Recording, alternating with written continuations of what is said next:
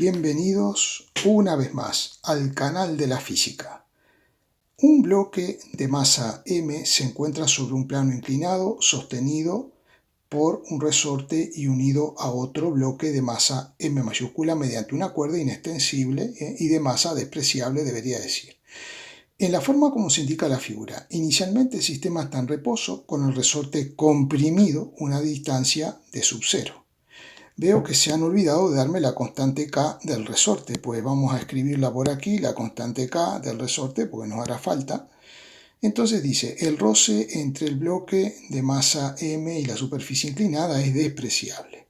Entonces determine, parte A, el máximo desplazamiento del bloque de masa m cuando se libera el sistema. Es decir, yo suelto la cuerda, si es que la estoy sujetando, el bloque este aparentemente subirá una cierta distancia, este bajará la misma distancia, efectivamente, y me piden calcular esa distancia. Y luego parte B, determine bajo qué condiciones la cuerda se suelta una vez que el sistema se libera. Que se suelta significa que la cuerda se va a mover, ¿no? Una vez que se libera el sistema. Bien, vamos ya a la resolución. Para que podamos analizar la situación, hice dos dibujos comparativos. Primeramente está la situación original, la masa m comprimiendo al resorte, y este se encuentra a una cierta altura. A esta altura, por ejemplo, vamos a llamarle h, ¿no? H sub m, y a esta otra altura le podríamos llamar h sub m minúscula. Bien, luego que se libera o soltamos la cuerda y se libera el resorte, la masa sube recorriendo una distancia que le llamaremos d y llegando a una altura que le llamaremos h' de m. Y el bloque este habrá descendido y se encontrará finalmente con esta altura que le podemos llamar h m mayúscula prima. Observemos que como los bloques están unidos por una cuerda inextensible, si esta masa se ha desplazado una distancia d, lo mismo ha hecho la masa m grande. Por lo tanto, esta distancia es d. Y del dibujo podemos apreciar que d será la diferencia que hay entre hm y h', y eso lo vamos a escribir.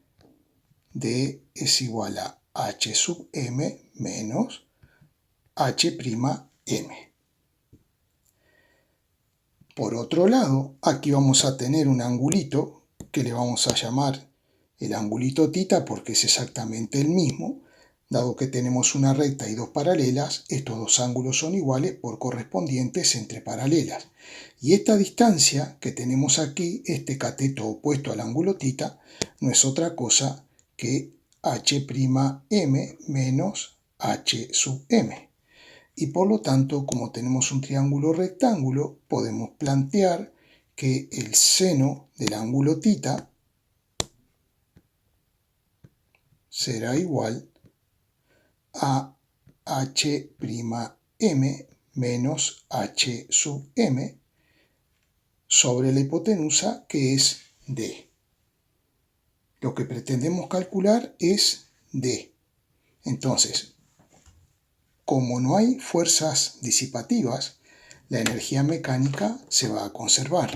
Entonces, la energía mecánica en la situación inicial es energía, por un lado, potencial elástica, que por cierto no nos dan la constante K del resorte y deberían darnos la constante K del resorte, y energía potencial gravitatoria de este cuerpo, más la energía potencial gravitatoria que tiene este otro cuerpo.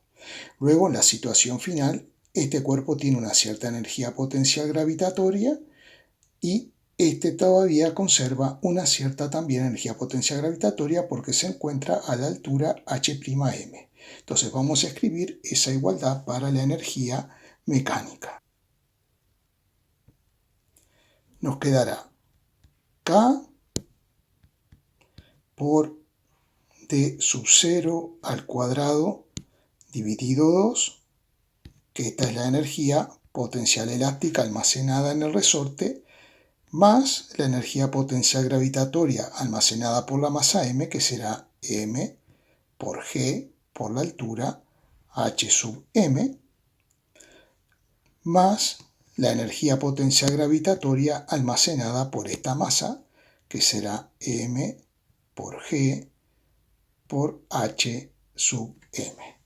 Y todo eso será igual a la energía potencial gravitatoria cuando la altura es h'm, o sea, m por g por h'm, más la del otro bloque, que será m por g por h'm. Lo que hicimos aquí fue pasar mg por h'm al primer miembro restando y sacamos factor común m por g y nos queda de esta forma.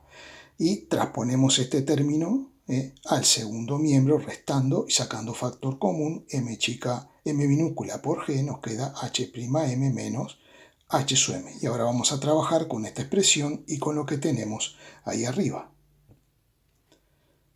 Sustituimos hm menos h'm por d, y aquí h'm menos h sub m por seno de tita por d, o d por seno de tita.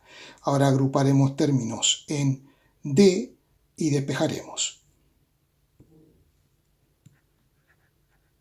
Nos queda de esta forma, y por lo tanto, si despejamos d, entonces, para responder a la parte A, simplemente nos quedará k por d sub 0 al cuadrado, todo esto dividido entre 2 por m por g por seno de tita menos m por g.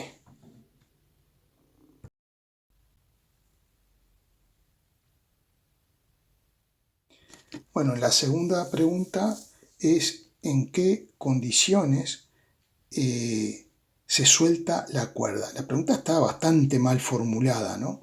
Lo primero que me voy a plantear es en qué condiciones la cuerda no se suelta, entendiendo por ello que al liberar el sistema quede tal como está y no se mueva. Eso es lo primero que voy a considerar.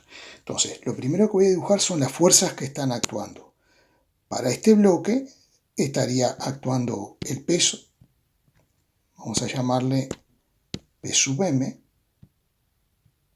y estaría actuando la tensión de la cuerda hacia arriba. Si quiero que esto permanezca en reposo, lo que tendrá que suceder es que el módulo de P sub m sea igual al módulo de la tensión. ¿Y aquí qué vamos a tener? ¿Qué fuerzas vamos a tener? Por un lado, la tensión de la cuerda, que será la misma porque la cuerda es inextensible y de masa despreciable, y por esta polea tampoco hay rozamiento. Por otro lado, si el resorte está comprimido, existirá una fuerza elástica que tendrá este sentido. Fuerza elástica, que la calcularemos por la ley de Hooke. Y por otro lado, tendremos la fuerza peso, que tendrá dos componentes que las voy a dibujar así nomás. Una será la componente normal al plano, la que llamamos P sub i, y otra la que solemos llamar P sub x, que es la componente paralela al plano. Entonces, vamos a llamarle a esta fuerza Px, aquí P sub i, de la masita pequeña, de m pequeña, esto sería P sub m, y nos falta la fuerza normal, que será igual en módulo API, porque el bloque no se mueve en dirección normal al plano. Bien, entonces, ¿qué tendrá que suceder si este bloque va a permanecer en reposo? Lo que tendrá que suceder es que Px tendrá que ser igual al módulo de la suma de estas dos fuerzas. Vamos a escribir todo eso. Por un lado, para este bloque habíamos dicho que se tiene que cumplir que el peso, o sea, m por g, tiene que ser igual en módulo a la tensión. Y para este bloque lo que habíamos dicho es que se tiene que cumplir que el módulo de la tensión más el módulo de la fuerza elástica, que es K por D sub 0, en virtud de la ley de Hooke, más la componente Px. Entonces vamos a ver, tenemos que calcular la componente P sub x. Aquí tenemos un angulito, este angulito vamos a marcarlo, vamos a cambiar de color, ahora sí, vale. Vamos a ver, este lado de este ángulo es perpendicular a este. Y este otro lado es perpendicular al otro. Entonces ese angulito es θ por el criterio de perpendicularidad. Cuando dos ángulos tienen sus lados perpendiculares, estos ángulos son iguales. Lo que quiero calcular es Px, pero aquí tengo un paralelogramo que es un rectángulo. Y este lado va a ser igual que este otro. Por lo tanto, este lado que será el cateto opuesto al ángulo θ, lo puedo calcular diciendo que P sub x, o sea, P sub x es igual al peso por el seno del ángulo θ. Así que lo vamos a escribir por ahí. Todo esto tendrá que ser igual a m por g por seno del ángulo θ, que es la componente en x. Lo que vamos a hacer es sustituir la tensión aquí y entonces nos quedará m por g más k por d sub 0 es igual a m por g por seno del ángulo θ.